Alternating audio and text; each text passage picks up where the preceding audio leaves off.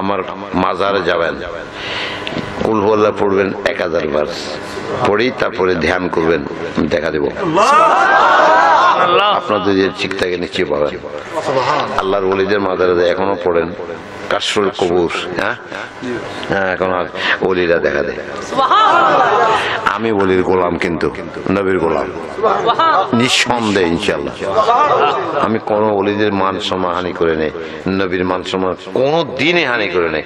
আমার যে হুজুররা আমার সামনে উল্টা পাল্টা কইছে মাহফিলানো প্রাইভেট, তাদেরকে বুঝে আবার এরা শুনে গেছে ইনশাআল্লাহ। নাউযু বিল্লাহি মিন যালিক, নাউযু বিল্লাহি মিন যালিক। কি বুঝলেন বন্ধুরা? অত্যন্ত দুঃখের বিষয়, একজন পীর সাহেব, চট্টগ্রামের তথা কথিত একজন পীর সাহেব, যিনি সবথেকে বেশি নামে পরিচিত, সেটি হচ্ছে চট্টগ্রামের বিখ্যাত ইমাম হায়াত, যিনি বিশ্ব সুন্নি আন্দোলনের জনক বলা হয় যাকে, যিনি শিয়াবাদের প্রচার করেন। এই ইমাম হায়াতের পিতা সাইফুর রহমান নিজামী বিখ্যাত একজন পীর, তার মতন ব্যক্তি, আগ্রাবাদের পীর যিনি, তিনি বলতেছেন আমার ইন্তেকালের পরে তোমরা যদি আমার কবরের পাশে আমার মাজারে এসে সূরা ইখলাস, কুল হুয়াল্লাহু আহাদ যদি তোমরা 1000 বার তেলাওয়াত করো, আমি তোমাদেরকে দেখা দেব। আপনি চিন্তা করতে পারেন শিরকিয়াতের কত নিচে নামলে, অর্থাৎ পীর এবং মুরিদের নামে তারা কত নিচে নেমে গেছে যে একজন পীর এইভাবে ওপেনলি বলতে পারে যে আমি তোমাদেরকে দেখা দেব। ঠিক এইভাবে কথা বলতো দেওয়ানবাগী। আপনারা জানেন দেওয়ানবাগী যখন ইন্তেকাল করছে তার আগে এই দেওয়ানবাগী বারবার করে বলতো যে মা ফাতেমা হচ্ছে আমার স্ত্রী, নাউযু বিল্লাহি মিন যালিক। সে বলতো তোমরা রাসূল পাকের রওজায় গেলে দেখতে পাবে সেখানে রাসূল বসে, আমি বসে আছি, নাউযু বিল্লাহ। আল্লাহর আরশে আজিমে যদি তোমরা যাও সেখানে দেখতে পাবে আল্লাহর আরশের সামিয়ানায় আমি বসে আছি, নাউযু বিল্লাহি মিন যালিক। আর কত শিরিক করলে, আর কত নিচে নামলে বাংলাদেশে যারা কৃষক, যারা খেটে খাওয়া মানুষ, তাদেরকে কিভাবে বিভ্রান্ত করবে। আমরা অবশ্যই ওলিদেরকে মহব্বত করি, অবশ্যই যেন হক্কানি আলেম, হক্কানি ওলি যারা, তাদেরকে আমরা ভালোবাসি। কিন্তু তার অর্থ এই নয় হক্কানিয়তের ব্যানার লাগিয়ে, সুন্নিয়তের ব্যানার লাগিয়ে, তারা পীরের ব্যানার লাগিয়ে তারা মানুষদেরকে শিরিক শেখাচ্ছে। আজকের একটি ভিডিও আমাকে এক ভাই পাঠালো, আমি দেখে পুরোটাই অবাক। শাহজালাল আল ইয়ামিনী মুজাররদি রহমতুল্লাহ আলাইহি, তিনি একজন বিখ্যাত আল্লাহর ওলি, অথচ সেই আল্লাহর ওলির মাজার একটা ডেক আছে। তো আপনি আল্লাহর ওলির মাজারে যান জিয়ারত করার জন্য, কিন্তু ডেককে তো পূজা করা যাবে না।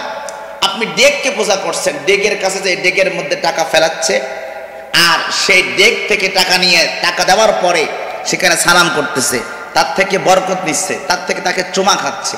আপনি কি চিন্তা করতে পারেন মানুষ কোথায় নামতে পারলে যে মানুষ ডেকের পূজা করতে পারে, যেখানে আল্লাহ পাক রব্বুল আলামিন স্পষ্ট শিরিককে হারাম করেছে। ইন্না শিরকা লাযুলমুন আযীম, শিরিক হচ্ছে মহা অন্যায়, মহা জুলুম। কুরআনুল কারীমে আল্লাহ পাক রব্বুল আলামিন ওপেন বলেছেন ইন্নাহু মাইয়ুশরিক বিল্লাহি ফাকাদ হারামাল্লাহু আলাইহিল জান্নাতা ওয়া মাওয়াহুন নার। যারা শিরিক করে, শিরিকে যারা অংশীদারিত্ব করে, আল্লাহ পাক তাদের জন্য জাহান্নামকে তাদের জন্য ওয়াজিব করে দিয়েছেন, জান্নাতকে তাদের জন্য হারাম করে দিয়েছেন। আমরা আরো কুরআনুল কারীমের মধ্যে পড়েছি যে ফামান কানা ইয়ারজু লিকা রাব্বিহি ফালইআমাল আমালান সালিহা ওয়া লা ইউশরিক বিইবাদাতি রাব্বিহি আহাদা। তোমরা যদি বান্দা আমি আল্লাহকে পেতে চাও, আমি আল্লাহর লিকা পেতে চাও, দেখা পেতে চাও, সাক্ষাৎ পেতে চাও, তাহলে তোমরা দুইটা আমল করবে, একটা আমলে সালেহ করবে আর শিরিক থেকে দূরে থাকবে। আমরা যদি কোনো পীরের কাছে যাই তাহলে তো পীরকে পাওয়ার জন্য যাব না, আমরা যাব আল্লাহকে পাওয়ার জন্য। তো যে পীরের কাছে আল্লাহ নাই, যে নিজেই খোদার সমতুল্য মনে করে, যে নিজেই বলে যে মাজারে যে তোমরা আমাকে আহ্বান করবে, আমাকে ডাকবে, তাহলে এখান থেকে আপনি কি শিক্ষা নিতে পারেন? প্রিয় বন্ধুরা, আমরা এখান থেকে বেরিয়ে এসে আমরা যা কিছু করি না, আমরা কোরআন মানি আল্লাহকে পাওয়ার জন্য, আমরা ইসলাম মানি আল্লাহকে খুশি করার জন্য, আমরা রাসূল পাকের আদর্শ মানি আল্লাহকে পাওয়ার জন্য, রাসূল পাককে মহব্বত করি রাসূল পাকের দিদার যাওয়ার জন্য।